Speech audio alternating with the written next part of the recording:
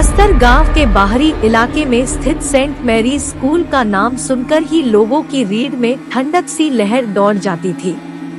यह स्कूल एक पुराने विशाल भवन में बना हुआ था जो सालों से अंधकार में डूबा हुआ था। कई साल पहले एक अजीब घटना घटी थी जिसके बाद से स्कूल में हर रात एक अजीब साया देखा जाता था। इस साये को स्थानीय लोग भूत का साया मानते थे। स्कूल के सभी छात्रों और शिक्षकों को इस भूत के बारे में पता था, लेकिन कोई भी इस पर खुलकर बात नहीं करता था। सभी लोग इस भूत की वजह से स्कूल से डरते थे।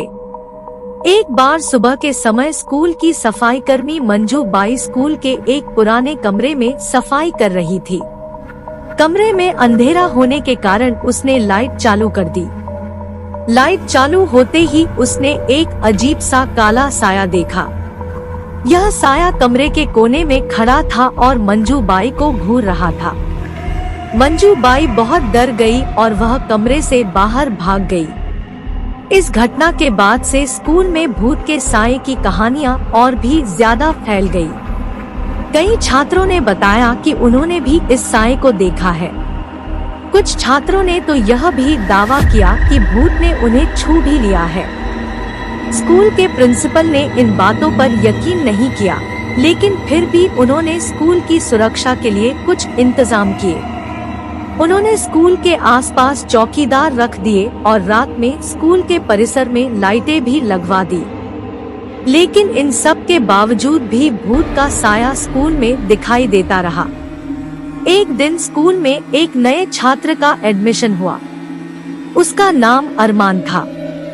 अरमान को भूत के बारे में पता था, लेकिन वह इस बात पर यकीन नहीं करता था। वह चाहता था कि भूत के रहस्य को उजागर किया जाए। एक रात अरमान ने अपने कुछ दोस्तों के साथ मिलकर भूत को खोजने का फैसला किया। वे रात में स्कूल में घुस गए और एक पुराने कमरे में छुप गए। रात के 3 बजे के करीब उन्हें कमरे में कुछ आवाजें सुनाई दी। वे आवाजों की तरफ गए और उन्होंने देखा कि कमरे के कोने में एक अजीब सा काला साया खड़ा है। अरमान और उसके दोस्तों को बहुत डर लगा, लेकिन उन्होंने साहस करके साये की तरफ बढ़ना शुरू कर दिया। जैसे ही वे साये के करीब पहुँचे, साया गायब हो गया। अरमान और उसके दोस्तों ने पूरे स्कूल की तलाश की, लेकिन उन्हें साया कहीं नहीं मिला। वे बहुत निराश हो गए और वापस अपने घर चले गए। अगले दिन अरमान ने अपने दोस्तों के साथ मिलकर स्कूल के प्रिंसिपल से मिलकर उन्हें भूत के बारे में बताया। प्रिंसिपल ने उनकी बातों पर यकीन नहीं किया, लेकिन फिर भी उन्होंने उनकी मदद करने का फैसला किया।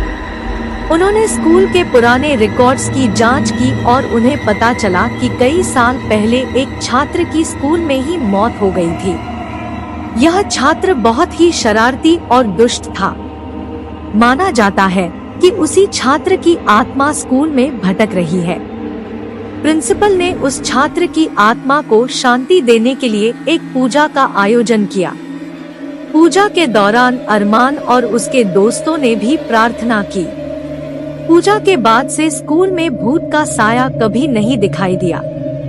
अरमान और उसके दोस्तों ने मिलकर भूत के रहस्य को उजागर कर दिया था और स्कूल के छात्रों और शिक्षकों को एक बड़ी राहत मिली थी।